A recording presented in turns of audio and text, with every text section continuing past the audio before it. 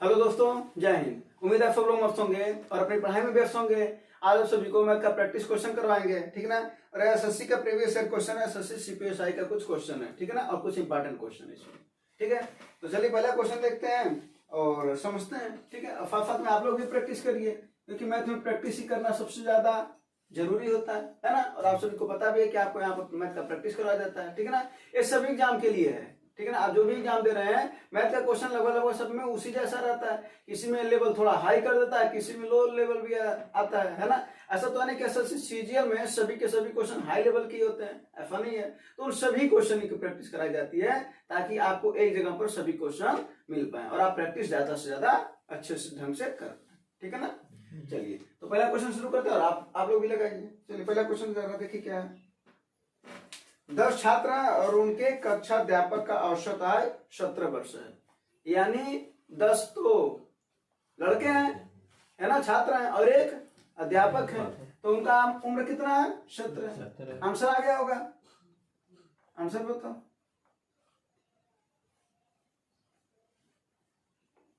इसमें मूल 17 है, क्योंकि 17 औसत आयु है 11 लोगों का, है ना। हाँ, तो इसमें मूल 17 है। देखो उसके बाद से क्या करें, आंसर को आ जाना चाहिए। आप लोग भी लगाएं और आंसर तुरंत बताया करें। और करें कक्षा अध्यापक को हटा दिया जाए, यानी उनकी आयु को हटा दिया जाए, तो 10 छात्रों की औसत आयु 2 वर्ष कम हो जाती है। अच्छा, अगर नहीं हटते, भाई सुनो, अगर नहीं हटते तो बढ़ा रहता, लेकिन हट गए तो कितना कम हो गया? 10 गुणे 2 में 2 की कमी 10 ना हुआ है, यानी कितने की कमी हुआ है?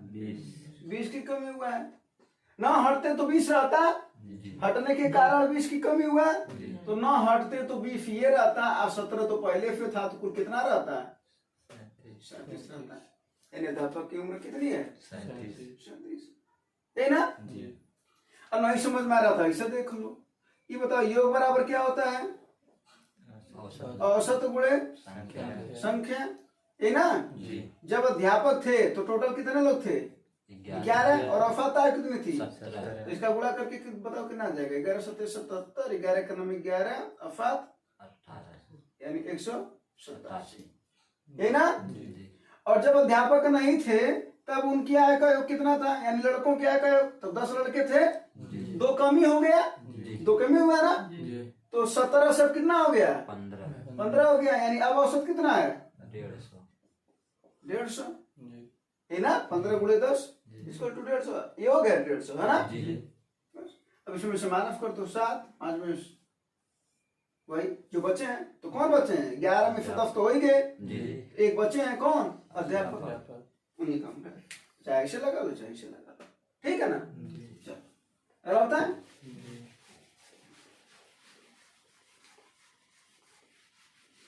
अगला सवाल देखो।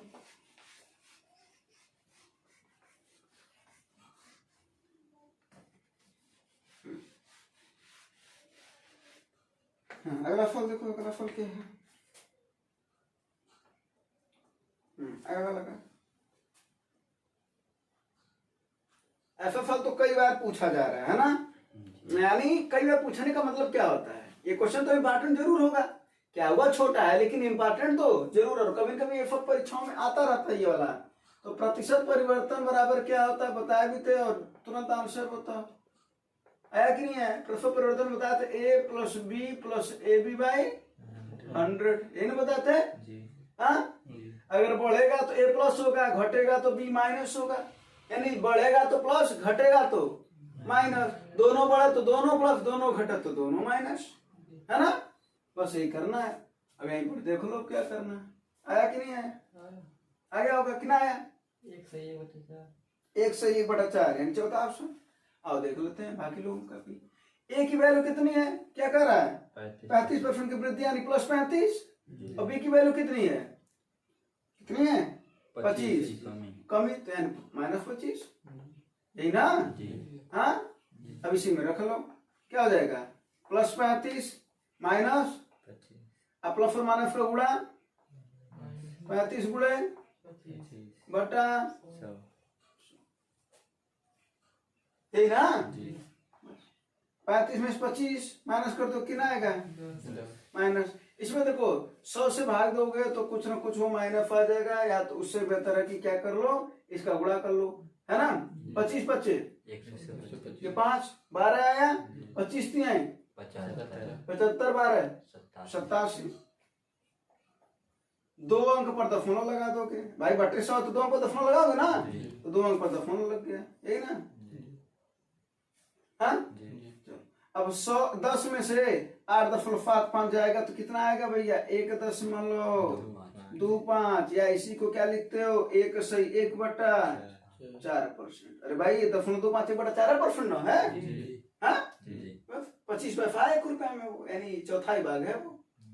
कोई दिक्कत तो ऐसे सॉल्व पर दिक्कत तो नहीं होगा, होना भी नहीं चाहिए। कई बार सॉल्व की प्रैक्टिस हो गया ना, प्रैक्टिस करवाई इसी वजह से जा रही है ताकि कई क्वेश्चन आप लोगों को भी सामने आए, और वो क्वेश्चन जब सामने कई बार आएगा तो आपको याद रहेगा, तो याद रहेगा। कॉन्सेप्ट पता चलता है ना तो तुरंत लग जाता है, कॉन्सेप्ट नहीं पता रहेगा तो फिर क्या होगा, फिर तुक्केबाजी करना पड़ता है ना।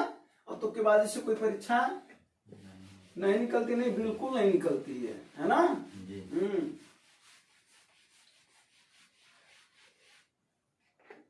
चलो अगला सवाल, अगला सवाल लगाओ।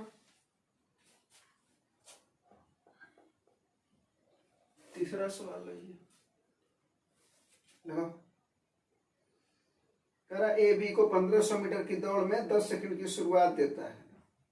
1500 मीटर का दौड़ हो रहा है, 10 सेकंड की शुरुआत दे रहा है, माने ए 10 सेकंड पहले जा रहा है, कुछ ऐसे कह रहा है। हाँ 10 सेकंड शुरुआत का मतलब है 10 सेकंड पहले जा रहा है। दोनों एक ही समय में दौड़ पूरी करते हैं। यदि बी की गति 6 मीटर पर सेकंड है तो ए को दौड़ पूरा करने में कितना समय लगा, बताओ, आप लोग भी बताएं। आया नहीं आ रहा, चलो तो इधर देखो, इस सवाल का भाषा बस कंफ्यूज कर रहा है, ठीक है ना, और कुछ नहीं है। देखो क्या कर रहा है, 1500 मीटर का दौड़ हो रहा है, बोलो रेस कितने का हो रहा है, हम यहाँ पर समय ज्ञात कर रहे हैं। अगर बी का तो समय बराबर क्या होता है, दूरी बटा 4, यही ना। दूरी कितनी है, 4 कितना है इसका, 6 मीटर प्रति सेकंड, वही ना, ये 1500 मीटर में है, ये भी मीटर पर सेकंड में, तो कोई दिक्कत नहीं, आंसर सेकंड में आएगा, यही ना। 6 से इसको काट दो, कितनी बार में कटेगा, 6 दूना 3 6 25 250 सेकंड, यानी बी कितना समय ले रहा है, 250 और क्या कह रहा है पहले लाइन में, पहला लाइन पढ़ो, पहला लाइन में देखो क्या कह रहा है, ए बी को 1500 मीटर की दौड़ को ना, 1500 मीटर को अभी फिलहाल में हटा दो, तो क्या करा, ए बी को 10 सेकंड की शुरुआत देता है, यानी ए कितना 10 सेकंड इससे पहले दौड़ रहा है ना, इसका मतलब वो कितना समय ले रहा है, 240 सेकंड, 10 सेकंड की शुरुआत दे रहा भाई, है ना, तो 10 सेकंड पहले तो 240 सेकंड, 240 सेकंड को कितना मिनट बोलते हो, 40 सेकंड को कितना मिनट बोलते हो। देखिए सवाल छोटा ही था लेकिन उसकी भाषा क्या कर दिया, कंफ्यूज कर दिया, है ना। तो बी की गति हमको ज्ञात कर, बी की हमको समय ज्ञात कर लिए, और उसके बाद फिर करा ए का समय क्या है, उससे 10 सेकंड पहले शुरुआत कर रहा है, तो 10 सेकंड पहले चला होगा, यानी 240 सेकंड में पूरा। यानी देखो 10 सेकंड की शुरुआत का मतलब होता है कि हम उसको 10 सेकंड समय दे रहे हैं, यानी तुम ज्यादा ले लो हम कम ही लेंगे, यही ना मतलब होता है कि भाई जाओ तुम, हम उतने दूरी थोड़ा कम समय में पूरा कर लेंगे, तो 250 में कर रहा है तो 10 सेकंड बाद ही जा रहा है, अब हम पूरा कर लेंगे, है ना। वही 1500 मीटर का रेखा, दोनों बराबर पर पहुंचना उस पर।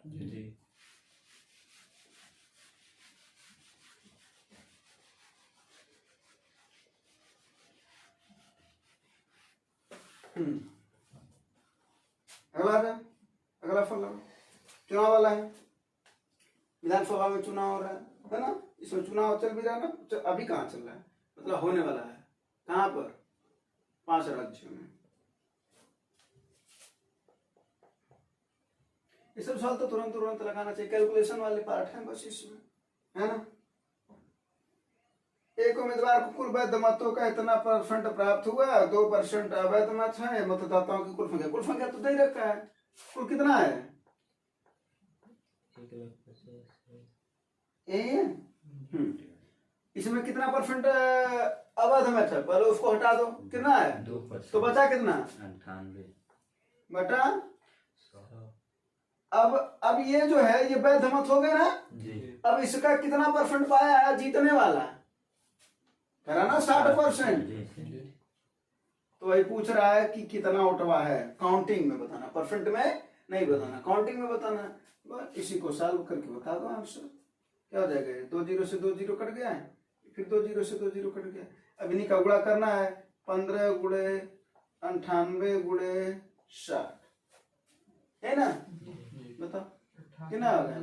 हाँ ये देखो 15 छक्का 90, 900 हो गया, अब गुणे 98 तो इजी हो गया ना। 2 जीरो 9 8 72, 2 आया 9 9 81 7 88,200 वोट कौन पाया, जीतने वाला जो 60% वोट पा रहा है, यही ना। जी। बस कोनो दिक्कत। हाँ मिटा दें इसे। जी।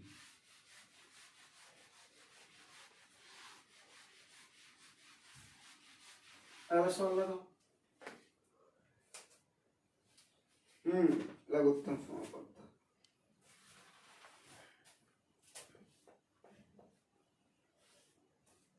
ये ना क्या है, इसको एक एक चीज मान लो। ऐसे मान लो पी का वैल्यू कितना दे रखा है, A cube B minus A B cube Q का वैल्यू कितना दे रखा है, A क्यूब B स्क्वायर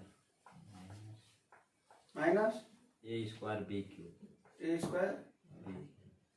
फिर आर का वैल्यू कितना दे रखा, मलवार मान लो इसको, A B कोष्टक में A B A minus B। ये है ना। जी। तो दिक्कत एक तो वो तरीका है जो तुम लगाते हो कि इसका गुणनखंड करो, इसमें से कुछ तो कॉमन होगा ना। जैसे इसमें क्या कॉमन है, लो यहाँ से क्या कॉमन है, ए है यहाँ पर भी है, यहाँ पर भी है, यहाँ पर भी है, तो ए भी कॉमन है कि नहीं है। हाँ तो क्या बचा यहाँ पर, ए स्क्वायर माइनस बी स्क्वायर, है ना। यहाँ पर जरा देखो, यहाँ पर क्या है, और इसको क्या लिख सकते हो, ए plus B A minus B लिख सकते हो ना। जी। अगर इसको लिखा जाए तो ये फार्मूला होता है ना, ए बी और ए प्लस बी और ए माइनस बी लिख सकते हो। इसको जरा देखो क्या कॉमन है इन दोनों जगहों से, A square B square A square B square. अरे भाई यहाँ पर ए कम घात वाला कॉमन हो जाता है, स्क्वायर वाला कॉमन हो जाएगा, बी दो घात वाला कॉमन हो जाएगा, क्या बचेगा यहाँ पर, बी स्क्वायर कॉमन हो गया, एक ही ना बचा है, ए माइनस बी, ये ना। इसको भी किसी टाइप पर लिख देते हैं, ए स्क्वायर बी स्क्वायर और ए माइनस बी। इधर देखो यहाँ पर क्या कॉमन है, यहाँ पर कुछ नहीं है ना, तो ये ऑलरेडी किसी टाइप पर लिख देते हैं। यानी ए बी को क्यों लिख दे रहे हैं, ताकि थोड़ा सा समझने में परेशानी, बोलो ना। अब तुम्हें क्या याद करना भैया, लसर। जी। लसर क्या होता है, यानी जो कॉमन होगा वो तो लसर होगा ही होगा। यानी वो ऐसी संख्या होती है जो ये सभी संख्या उसको क्या कर दे, विभाजित कर दे। जी। यानी ये पी की वैल्यू क्यू की वैल्यू और आर की वैल्यू सब विभाजित तो उसको कर दे। आओ देखते हैं, सबसे पहले जो सभी में पहले उसको कॉमन को ले लो। ये देखो ए बी हर जगह है ना, जी। लेकिन एक ए बी यहाँ पर बच भी रहा ना, जी। तो वो होगा, है ना। यानी जो कॉमन पर उसको तो ले करेंगे, और जो बचेगा उसको उसे तब एक बार ले लेंगे, है ना। ये हो गया। फिर उसके बाद से देखो A minus B A minus B A minus B, यानी ए माइनस बी, और क्या बचा अब A plus B। A plus B, बस ये एलसीएम हो गया। अब इसी को लिख सकते हो क्या, ए स्क्वायर बी स्क्वायर, ये क्या है ए माइनस बी ए प्लस बी, क्या है A square minus B square. ठीक है, जी। बोलो। जी। अब एक तो ये तरीका है, लेकिन मान लो जिसको ये गुणनखंड न करने आ रहा हो वो कैसे लगाएगा, तो आओ उसको भी लगवाते हैं। ठीक है, जी।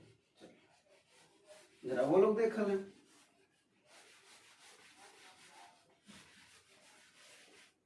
कोई छोटा से छोटा वैल्यू मान लो, अगर हमें यहाँ पर ए का वैल्यू 2 रख दे रहे हैं, अब बी का वैल्यू 1 रख दे हैं, तो कौन हर्ज है? ऐसे ही अपन से, है ना? जी ए का वैल्यू कितना रख दें, दो और बी का वैल्यू एक। 1 रख दें, कोई दिक्कत तो नहीं ना? नहीं वो इस वजह से रख रहा है कि यहाँ पर 2 में से 1 जाएगा तो 1 हो जाएगा, तो प्लस में वैल्यू आएगा। तो जब यहाँ पर एक बार प्लस में आ रहा है तो हर जगह ऐसे हम रख सकते हैं, ठीक है ना? जी कोई दिक्कत वाली बात नहीं हाँ, इसमें रखो। तो ये देखो 2 का क्यूब कितना हो जाएगा? 8 हाँ, अरे भाई ये ए का क्यूब है ना, जी। 2 का क्यूब कितना हो जाएगा?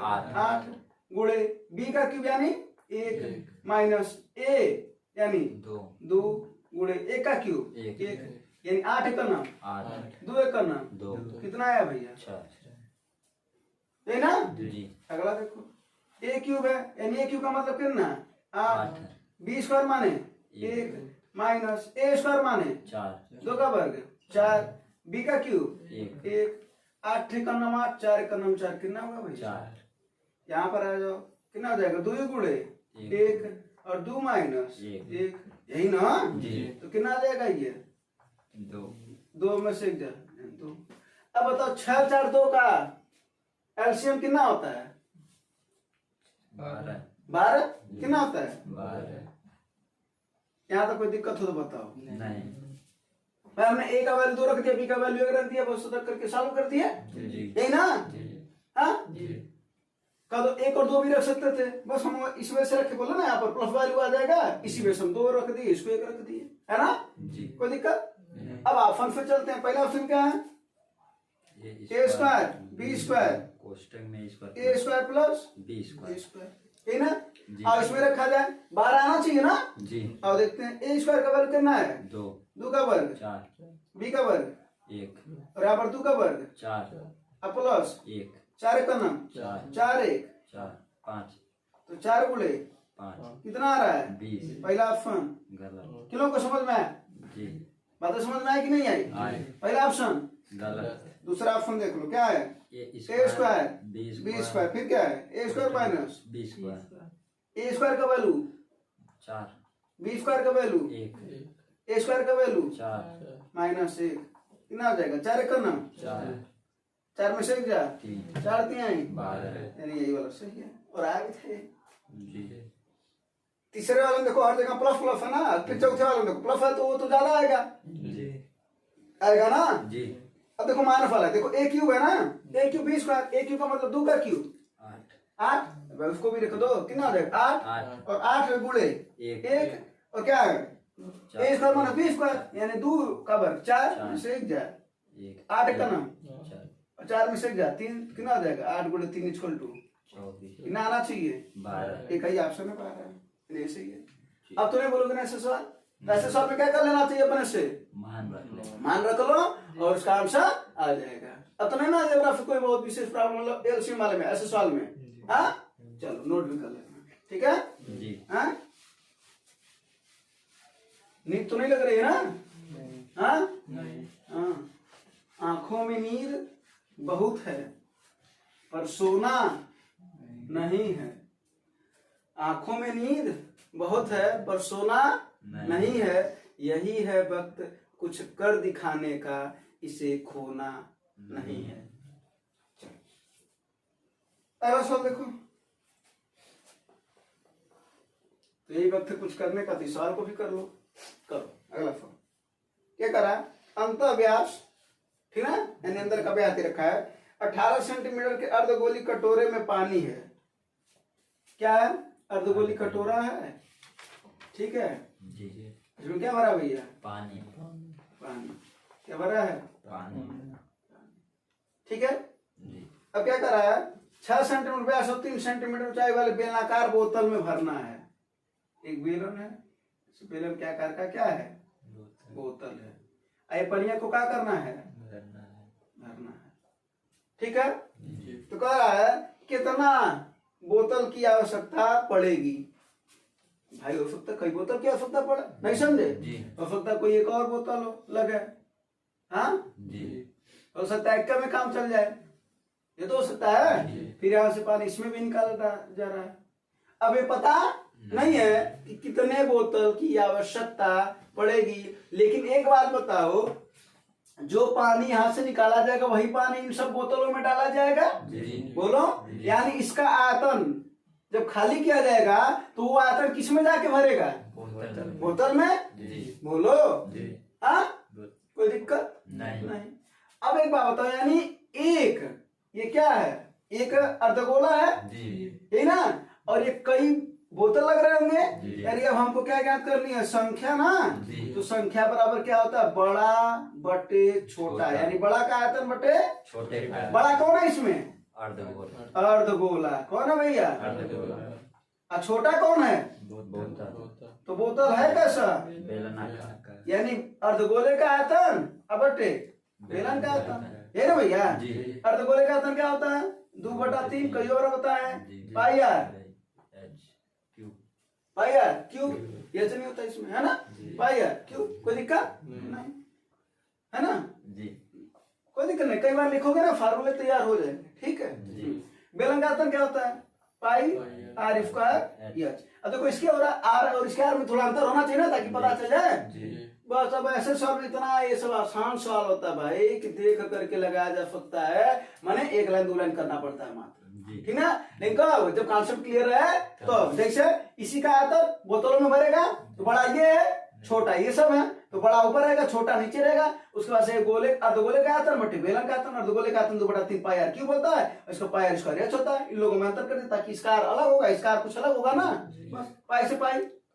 अब यहाँ पर साल्व करना है भैया, 2/3 गुणे आर किसका? अर्धगोले का। खोजो अर्धगोले का कितना है?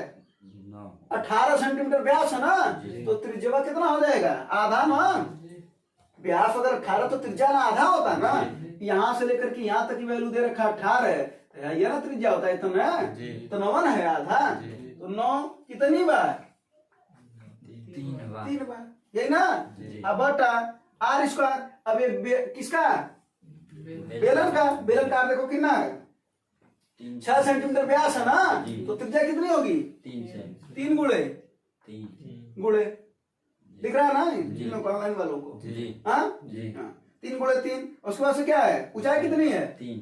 बस काटना शुरू कर दो। 3 त्रिक का 3 से 3 त्रिक का 9 से कट गया, कितना बचा? 2 9। संख्या कितनी है? कितने बोतल लगेंगे? 18 बोतल लगेंगे पानी यहाँ से वहां लाने के लिए। अब पूरा बोतल भर जाएगा, है ना? कोई दिक्कत परेशानी समस्या? अच्छी बात है, समझ में आएगा ये बात? अगर बता, हाँ चलो अगला क्वेश्चन देखो। सब समझ में आ रहा ना? हाँ, अगला सब देखो। कह रहा है, एक खुदरा विक्रेता किसी वस्तु पर खरीदारों के लिए निम्न छूट योजना प्रदान करता है। 15% की 2, 20 और 10 और फिर 130। कौन सा सबसे बेहतर है? कहने का उसके ये मतलब है, यानी तुम्हारे पास कितना दाम है? पहले 100। इधर देखो पहला कितना है? 100, है ना? पहला लाइन की बात किया जा रहा है। पहला बात इसमें पहला वाला क्या है? 15% की 2 क्रमांक छूट, तो 15 छूट दे रहा था, ले कितना रहा है? 85। और एक बार और 85, यही ना? बस 100 से 100 कट गया। अब 85 और 85 का गुणा कर दो। नहीं समझ में आता तो ऐसे कर दो, देखो 85 गुणा करना ना, इकाई 1 बचे 5 हो तो ऐसे गुणा करते हैं। 5 25, 8 में 1 जोड़ दो, 9 8 समझे कि नहीं? गुणा सिखाना भी तो हमारा काम है, लेकिन जहाँ कुछ जरूरतें पड़ेंगी कि सब कैलकुलेशन आसान हो सके वहां सिखाएंगे, और जहां लगेगा कि नहीं नहीं ये कैलकुलेशन करवाना चाह रहा है एग्जामिनर तो तुम्हें करना पड़ेगा, है ना? कितना है भैया? 72 25 ना, और ये क्या है? बटे 100 है, तो 2 अंक है ना? और क्या बोल रहा अंतिम में कि किस योजना के अंतर्गत विक्रय मूल्य अधिकतम होगा ना? ये अपना विक्रय मूल्य ही तो है, हाँ? यानी जो दुकानदार बेचा उसी का विक्रय मूल्य ही है। पहले 100 था, अब विक्रय मूल्य इतना है, यही ना? दूसरा है ना?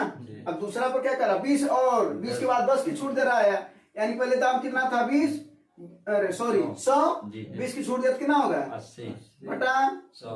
10 की छूट देगा तो 90 बटा 100, 100 से 100 कट 0 0 0 0 8 नवा 72 कितना आया भैया 72 यानी इसका विक्रमूल कितना आया 72 तीसरा। फिर दाम कितना था 100 कितना छूट दिया 30% कितना लेगा 70 30 छूट दिया तो 70 लेगा ना। जी। इसका विक्रमूल कितना आया 70 अब बता किसका विक्रमूल अधिक है पहले का 70 72 72.5 में कौन अधिक है पहला वाला वाला ना। जी। इसका मतलब कि कौन सा छूट चाहिए 15% का दो क्रमागत छूट चाहिए ना। जी हाँ जी अब इसमें दो बातें हैं दुकानदार कौन देना चाहेगा इसमें सी पहले बताओ पहला वाला दुकानदार कौन देना चाहेगा और हम कौन सा लेना चाहेंगे।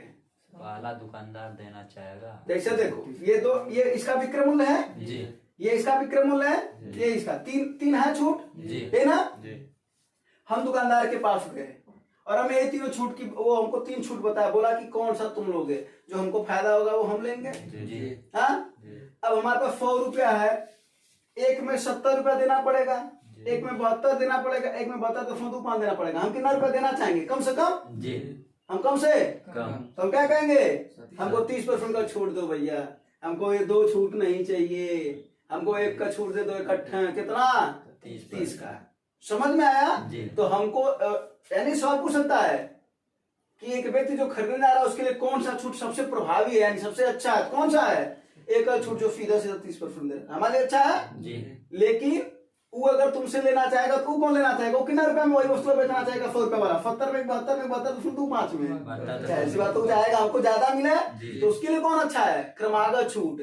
इसी वजह से तुम देखना क्रमागत छूट ज्यादा दिया जाता है सेम चीज का ठीक है जी ताकि उसको फायदा ज्यादा होता है। तो यहाँ पर 2 प्रश्न बन सकते थे और ठीक है ना। जी चलो बाकी ये सवाल समझ में आया होगा जी। कोई दिक्कत नहीं चलो।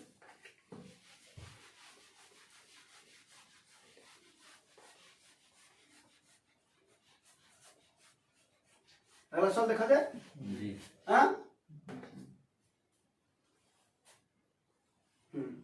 ये फॉल का आसान वाला फॉल हुआ इसका कॉन्सेप्ट बता दे रहे हैं है ना। तो तुम लोग भी आंसर बताओ पहली संख्या कॉन्सेप्ट क्या है पहली संख्या गुणे दूसरी संख्या बराबर लसा गुणे मासा ये पता होना चाहिए ठीक ना। अगर 3 संख्या रहती तो पहली गुणे दूसरी गुणे तीसरी गुणे चौथी जो भी रहे बराबर लसा गुणे मासा ठीक है। जी अब जो दिया उसी को उठा करके इसी में पटक दो। पहली संख्या कितनी है 56 दूसरी हमको पता नहीं फिर क्या लौसा कितना है 840 अमासा कितना है 7 बस 7 8 56 और 8 से इसको काट दो 8 है करना 8 8 25 40 कितना आया भैया 105 ये ना जी कोई दिक्कत ये लिख लो पहली संख्या गुणे दूसरी संख्या बराबर लौसा गुणे माफा। तो ऐसे सवाल भी आ ही जाते आया ही तो है सवाल ये जी हाँ जी फिर आएगा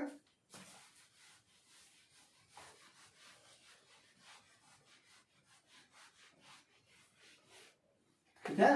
जी चलो अगला सवाल देखो त्रिभुज का क्षेत्रफल बताओ सवाल बताओगे ये वाला है ना।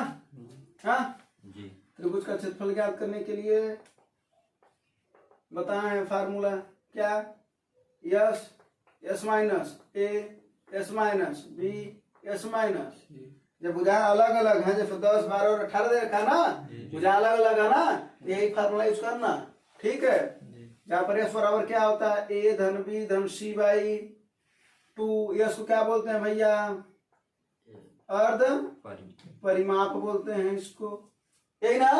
तो जरा यहाँ पर निकालो त्रिभुज का क्षेत्रफल निकालो भैया तो कितना हो जाएगा पहले एस की वैल्यू निकालो कितना है एस की वैल्यू कितना दे रखा है तीनों भुजाएं 10 प्लस 12 प्लस बटा 2 त्रिभुज का क्षेत्रफल निकालने के लिए हमको एस की वैल्यू चाहिए कि नहीं चाहिए चाहिए ना। तो निकाल लो तो 10 18 12 30 10 40 बटा 2 इक्वल टू 20 ना बस। तो अब त्रिभुज के क्षेत्रफल में रख दो करणी में 20 गुणे यस माइनस से एक घटा दो यानी 20 में से 10 घटाओगे पहले घटाओगे ना जी अरे भाई ए का वैल्यू कितना है 10 10 बी का वैल्यू 12 सी का वैल्यू 18 20 में से 10 जा 10 20 में से 12 जा 8 20 में से 18 जा 2 यही ना। जी इसको जरा ऐसे लिख दो क्या हम इसको ऐसे लिख सकते हैं 2 गुणे 10 गुणे 10? जी हाँ जी बोलो। जी। और ये 8 दूना 16 लिख दें, कोनो झंझट? नहीं। इस 10 से कौन बाहर निकल जाएगा? 10 16 से कौन बाहर निकलेगा? चार। कौन फंस गया करनी में? 2 10 चौके 40 40 करनी में 2 बढ़ गई इकाई। जी है ना भैया? जी कोई दिक्कत वाली बात? नहीं हाँ नहीं तो फार्मूला मत भूलना, ठीक है ना? जी फार्मूला याद रहेगा तो सवाल आ जाएगा, नहीं याद रहेगा तो, नहीं है ना? जी क्षेत्रमिति का यही तो बात है कि अगर सवाल, अरे क्या नाम है इसका, फार्मूला अगर तो याद है तो सवाल लग जाएगा, और नहीं याद है तो मशक्कत करनी पड़ती है या नहीं लगता है ना? हाँ। अगला फल देखो, 24 पुरुष एक कार्य को 15 दिनों में करते हैं तो उसी कार्य को 10 दिनों में पूरा करने के लिए कितने पुरुषों की आवश्यकता है? ये ना M1 D1 काम बराबर है तो M1 D1 बराबर M2 D2 इसमें तो कुछ सवाल में कुछ है ही नहीं, जी आंसर आ गया होगा। जी हम भी जल्दी से बता देते हैं, आप लोग का भी आंसर आ गया होगा। कितना वैल्यू है M1 का? 24 D1 कितना है? 15 दूसरे में M2 पूछ रहा है ना? जी D2 कितना है? 10 बस ये ना 5 दूना 10 5 हैं 15 दो बार आई हैं 24 12 हैं 36 कितने पुरुष लगेंगे? 36 है ना? जब काम बराबर होता है क्या करते भैया? M1 D1 बराबर, M2 D2 यही ना? जी काम बराबर नहीं होता तो उसको भी लिख देते हैं, क्योंकि सवाल ये भी तो दे सकता था ना कि 2 गुना काम के लिए तब काम को वहां पर 2 लिखना पड़ता है। अगला फल नाव धारा, जिनको सवाल आ रहा है वो फल लगा, जिनको नहीं आ रहा वो कुछ कॉन्सेप्ट पढ़ा रहा है, पहले उन कॉन्सेप्ट को भी सीख लो फिर ये सवाल देखो आ जाएगा, ठीक ना? देखो नाव धारा में एक होती है नाव की चाल, जिनको नहीं आ रहा वो इधर देखें, ठीक ना? नाव की चाल मान लो क्या? 10 किलोमीटर प्रति घंटा, ठीक ना? फिर क्या मान लो? धारा की चाल, धारा की चाल क्या हो जाएगी? y किलोमीटर प्रति घंटा। इन्होंने मान लिया नाव की चाल तो फिर मान लिया धारा की चाल। अगली बार मान लेते हैं अनुकूल चाल। अनुकूल को क्या बोलते हो? धारा के साथ जी और प्रतिकूल को क्या बोलते हो? धारा के विपरीत। अब एक बात बताओ, अगर अनुकूल में जाओगे तो समय कम लगेगा, समय कम लगेगा तो चाल क्या हो जाएगा भैया? ज्यादा हो जाएगा। तो समय कम तो चाल ज्यादा, ज्यादा का मतलब दोनों को क्या हो जाता है? जुटना, है ना? और प्रतिकूल में क्या होता है? नाव में से धारा है, और याद रखे रहना नाव की चाल हमेशा धारा की चाल से ज्यादा होता है, यही ना? कोई दिक्कत यहाँ तो कोई दिक्कत नहीं है ना? इतने से सवाल आ जाएगा। यानी अगर तुम्हें नाव की चाल यहाँ पर पता रहा है, धारा की चाल पता रहा है, जैसे मान लेते हैं नाव की चाल है 5, धारा की चाल है 3 किलोमीटर प्रति घंटा, ठीक ना? अगर तुमसे पूछा अनुकूल कितना हो जाएगा तो 5 और 3 8, प्रतिकूल कितना हो जाएगा तो 5 में 3 जा 2, है ना? बोलो। और अगर तुम्हें मान लो अनुकूल और प्रतिकूल पता रहे, अतः अगर तुम्हें नाव की चाल ज्ञात करनी है तब क्या कर दोगे? इन दोनों को जोड़ दो, इन दोनों को, और उसके बाद उसका क्या कर दो? आधा। क्या कर दो? और अगर तुम्हें धारा की चाल ज्ञात करनी है तब क्या करो? कभी कभी तो सवाल इस पर डायरेक्ट आ जाते हैं, है ना? अनुकूल में से प्रतिकूल को घटा दो और उसका क्या कर दो? आधा, ठीक ना?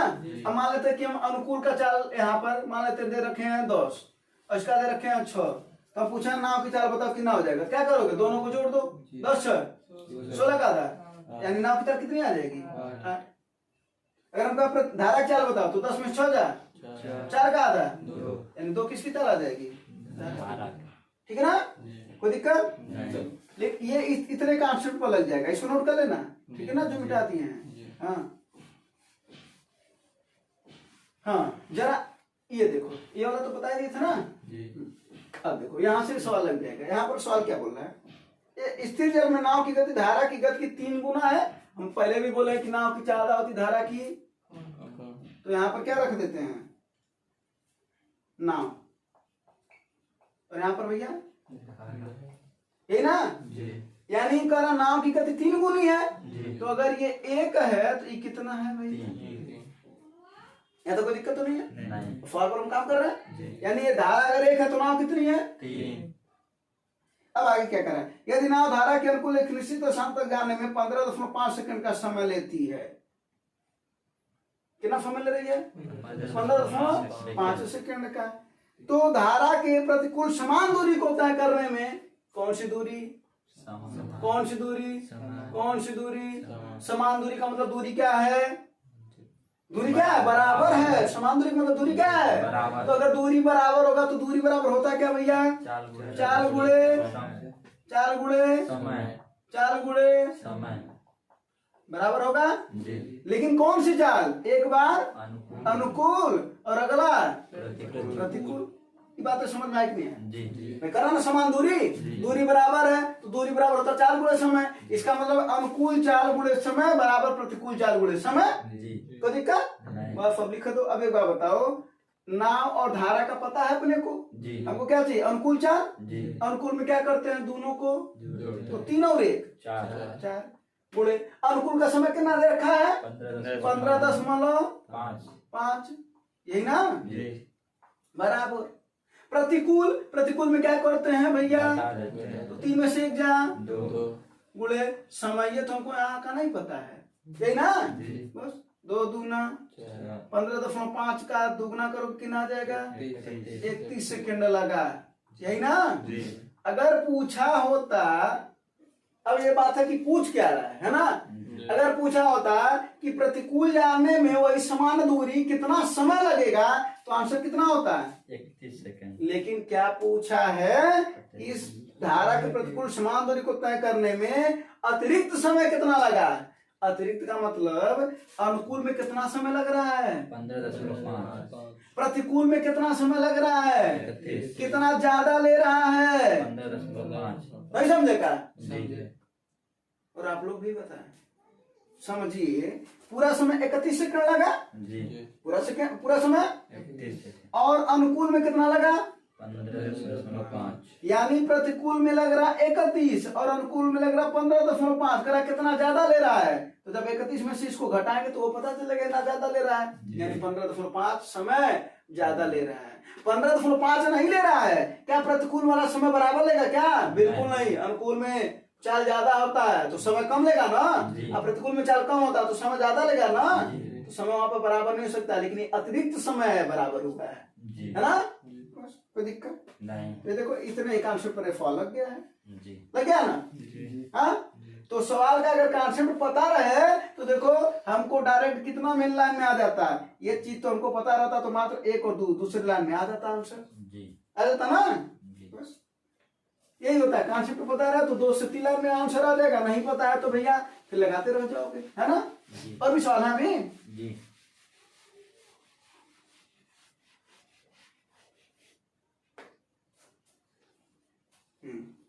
अगला वाला फल देखो, करा 8 पुरुष और 12 महिला एक कार्य को 4 दिन में करती है, यही ना? जी। 8 क्या है? पुरुष है और 12 महिला। कितने दिन में काम को कर रही हैं? और इसी काम को क्या कर रहा है? जबकि 5 दिन में 6 पुरुष और 14 महिला, यानी कितने पुरुष और कितना दिन में? है ना? उसी काम को कर रहा है ना? इसका मतलब काम क्या है? बराबर है। हाँ, अब इसी को थोड़ा सॉल्व कर लो। इसका गुणा कर दो। 8 चौके 32 पुरुष, मेल कर लें इसको, और 12 चौके ये मेल है और ये फीमेल है ना? तो 12 चौके 48 फीमेल बराबर 5 छक्के 30 मेल प्लस 14 25 70 फीमेल, यही ना? इसको इधर में दो, उसको उधर में दो। मेल वाले को एक तरफ कर दो, फीमेल वालों को एक तरफ कर दो। तो 30 मेल इधर आएगा तो कितना हो जाएगा? 32 में से 30 मेल जाए 2 मेल, और ये उधर जाएगा माइनस होगा ना, तो कितना हो जाएगा? 22 फीमेल, यानी 1 मेल बराबर 11 फीमेल। अरे भाई 2 से कट जाएगा ना ये? हाँ, यानी 1 मेल बराबर 11 फीमेल आया है। यहां तक आ गया? यानी ऐसे सवाल में क्या करना है? सबसे पहले उनके काम को बराबर कर लेना है। अब पुरुष और महिला में क्या निकाल लेना है? संबंध निकाल लेना है ना? तो पहला काम निकल गया। अब देखेंगे क्या पूछ रहा है। क्या पूछ रहा है? 20 महिलाएं उस कार्य को कितने दिन में करेंगी? कह रहा 20 क्या महिलाएं कितने दिन में करेंगी हमको पता नहीं है, लेकिन M1 पता है और D पता है। अभी D तो ज्ञात करना ना, महिला पूछ रहा ना तो महिला में ही बदलेंगे। तो चाहे इससे बदल लो, इस वाले पार्ट से, ये पहला पार्ट हुआ, अच्छा ये दूसरा पार्ट हुआ, चाहे इससे बदल लो, ठीक है, किसी से भी बदलोगे आंसर वही आएगा। हाँ देखो, तो 1 मेल बराबर 11 फीमेल, तो 8 मेल बराबर 88 अरे भाई 1 बराबर 11 जी। तो 8 बराबर 88 यानी कितनी फीमेल मिल गई। 88 अब प्लस ऑलरेडी पहले कितनी थी, 12 कितने दिन में कम हो रहा था इनका, 4 दिन में ना, जी। बस इसी को सॉल्व कर लेना है। क्या हो जाएगा ये 20 फीमेल गुणे डी बराबर 88 और 12 100 फीमेल और गुणे 4, ये अब से अब कट जाएगा 20 25 5 चौके 20 है, यानी कितने दिन में काम हो जाएगा 20 दिन 20 दिन में। यही ना, जी। कोई दिक्कत नहीं अगर चाहते यहाँ पर देखो, यहाँ पर इस तरीके से भी लगा सकते थे, इस वाले से कितना कर रहा है 20 फीमेल कितने दिन में काम कर रही है वही नहीं पता है जी। इससे लगा लो। 1 मेल बराबर 11 फीमेल ना, जी। तो 6 मेल बराबर 66 फीमेल। अब प्लस ऑलरेडी कितनी है 14 अगुड़े 5 है ना, जी। तो 20 एफ गुड़े डी बराबर कितना 66 ना, 66 और 14 80 80 क्या फीमेल फीमेल। गुड़े 5 एफ से एफ कट जाएगा 20 चौके 80 4 25 यूं 20 दिन आया कि नहीं आया, आया हाँ? आएगा नहीं तो जाएगा कहाँ। किसी एक लगाना है तो हम बताएं कि चाहे इधर से लगाओ चाहे उधर से लगाओ, बात वही है। तो सबसे पहले क्या करना है, ऐसे सवाल में संबंध ज्ञात करना है, तो देखेंगे क्या पूछ रहा है। जो पूछ रहा है किसी एक में बदल दो, चाहे पुरुष को पुरुष में बदल दो, चाहे महिला को पूरा महिला में बदल दो, नहीं तो पुरुष में बदल दो, ठीक है, जी। कोई दिक्कत नहीं।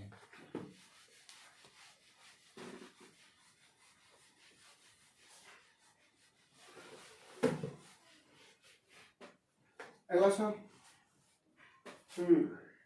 चोर पुलिस वाला, चोर पुलिस वाला कई बार फॉर्म बताया ना, हाँ ऐसे सवाल में सबसे पहले क्या ज्ञात करते हैं भैया, बता रहे हैं क्या ज्ञात करते हैं बताओ, समय। चोर और पुलिस वाले में सबसे पहले क्या ज्ञात करते हैं, समय। समय बराबर क्या होता है, देखो तुम लोग को थोड़ा सा कैलकुलेशन का पार्ट बता रहे हैं, सुनो इधर।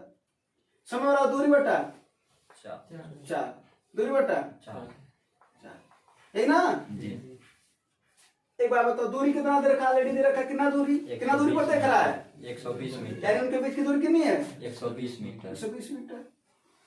चाल हमेशा घटता है क्योंकि एक समान जा रहे हैं जी। भाई, चोर आगे जाएगा पुलिस उसके पीछे तो एक समान दिशा में जा रहे हैं, जी। जब समान दिशा में जाते हैं तो समय क्या लगेगा ज्यादा, तो चाल क्या हो जाता है कम। तो चाल कम होने का मतलब हमेशा पुलिस वाले में से चोर को क्या करना है, घटाना है। तो पुलिस का चाल कितनी है 8 चोर का 7 तो 8 में से 7 जा 1 किलोमीटर प्रति घंटा ना, जी। इसको क्या बदल देंगे 5 बटा 18 तो 18 कहाँ चला जाएगा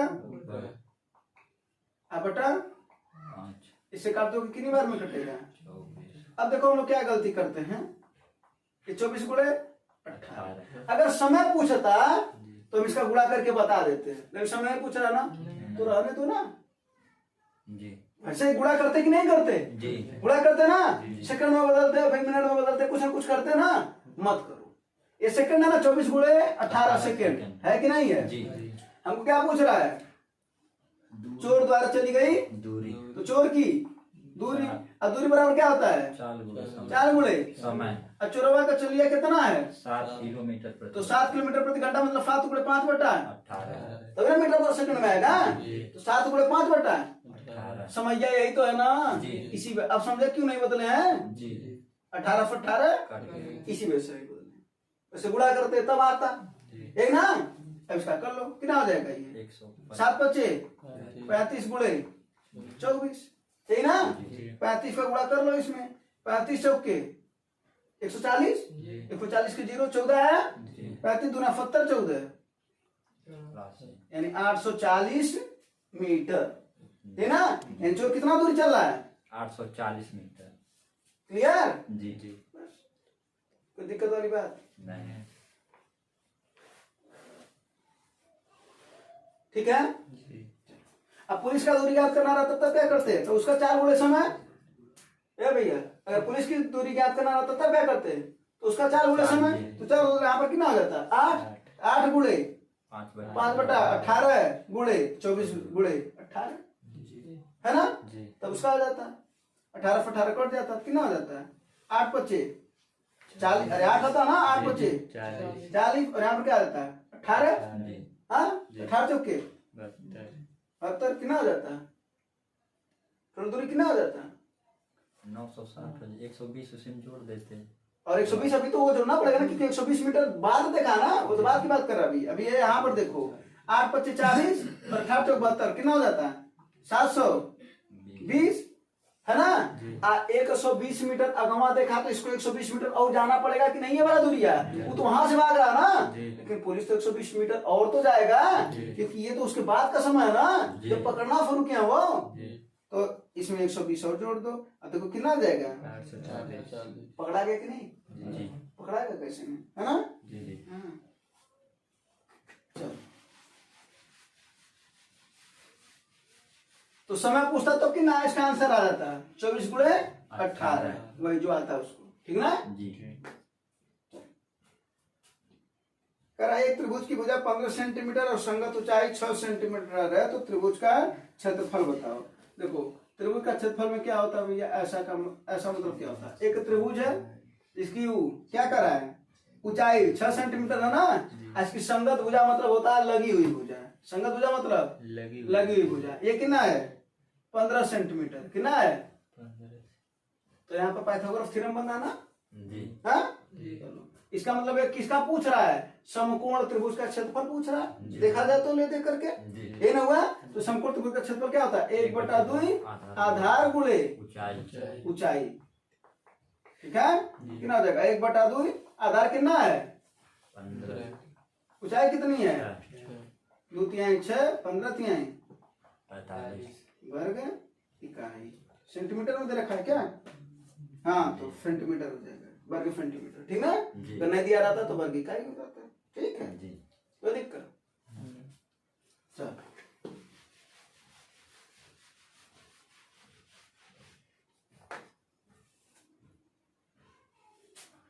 अच्छा ये लास्ट है, हाँ? चलो, ये लास्ट सवाल है। लास्ट सवाल में देखो क्या करा, 24 वस्तुओं को बेचने पर एक दुकानदार को 4 वस्तुओं के विक्रय मूल्य के बराबर लाभ होता है, तो लाभ परसेंटेज बताओ। बताओ इस सवाल का आंसर आ रहा है? 33.3 आ रहा है? सुनो बताओ, हाँ जी 33.3 आ रहा है। आओ देखते हैं, देखो इधर क्या हो रहा है भैया, अपने को लाभ हो रहा है जी। क्या हो रहा है? लाभ। वैसे देखो तो लाभ बराबर क्या होता है? इस सवाल को लगाने का बहुत आसान तरीका है। देखो लाभ बराबर क्या होता है, आप लोग भी देखिए इधर, लाभ बराबर क्या होता है? विक्रय माइनस क्रय। लाभ बराबर विक्रय माइनस क्रय, वही तो लाभ होता ना। विक्रय मूल्य ज्यादा रहे, क्रय मूल्य कम रहे तो अपने को लाभ होने लगता है, हाँ? क्रय मूल्य ज्यादा हो जाए, विक्रय मूल्य कम हो जाए तो अपने को हानि होने लगता है। यहाँ पर क्या हो रहा है? लाभ। जो वस्तु है ना उसको 1-1 रुपए का ऐसे मान लो, इस सब वस्तु का दाम कितना रुपए है? 1-1 रुपए। तो 4 वस्तुओं के विक्रय मूल्य के बराबर लाभ हो रहा है, तो लाभ कितना है? 4 रुपए। लाभ कितना है? विक्रय मूल्य कितना है? 24 वस्तुओं को बेचने पर, यानी कितना रुपए बेच रहे हो? 24 पर माइनस करे, यही ना? क्रय को इधर कर दो, बात ना करो, इधर देखो क्रय है ना, क्रय इधर हो गया, 4 उधर जाएगा, तो 24 माइनस 4 इक्वल टू 20। ना हर वस्तु का दाम 1-1 रुपया रख लो, तो लाभ अपने को पता चल गया 4 रुपया हो गया, विक्रय पता चल गया 24 रुपया है, क्रय पता चल गया 20 है। बोलो अब क्या पूछ रहा है? लाभ बताओ, है ना? लाभ कितने का था? लाभ यहाँ हमेशा किस मूल्य पर निकाला जाता है? क्रय मूल्य पर। किस पर निकाला जाता है? अंकित मूल्य पर करा, अंकित मूल्य पर छूट दिया जाता है, अंकित मूल्य पर क्या होता है? छूट दिया जाता है, ठीक ना? लाभ यहाँ हमेशा किस मूल्य पर निकाला जाता है? क्रय मूल्य पर। किस पर? क्रय मूल्य पर। तो 4 हो गया लाभ, क्रय मूल्य कितना है? 20 गुणे 100, 20 बच्चे 5 चौके 20% का लाभ। गलत है ना? समझे कि नहीं? हाँ? तो बस ऐसा सवाल में कोई दिक्कत तो अब नहीं होगा? नहीं। अगर यही सवाल अगर चेंज करके अगर कहता है कि जहां पर करा 24 वस्तुओं को बेचने पर एक दुकानदार को 4 वस्तुओं के विक्रय मूल्य के बराबर इस बार करा लाभ न होकर के क्या होता है? हानि होता है, तो उसका हानि प्रतिशत बताओ कितना होगा, ये बताना है। ये वाला फल का आंसर तुम लोगों को बताना है, यानी जहां पर लाभ दे रखा ना कि बराबर लाभ होता है वहीं पर क्या लिख देना है, हानि होता है। तो इसका आंसर बताना है तुम लोगों को, जैसे ये समझाया है वैसे हो जाएगा। बस वहां पर क्या लगाना था, हानि बराबर वहां पर क्या लगा दोगे, हानि बराबर क्या लगा दोगे बताओ, क्रय माइनस विक्रय। अब बाकी इसका आंसर बता चुके हैं, इसको अगर ये समझ में आएगा तो ये वाला भी आ ही जाएगा, है ना। इसका आंसर कमेंट में जरूर दीजिए और आप लोगों को कल देखेंगे, ठीक है। उम्मीद है आप लोगों को भी ये चीजें समझ में आया होगा। धन्यवाद, जय हिंद।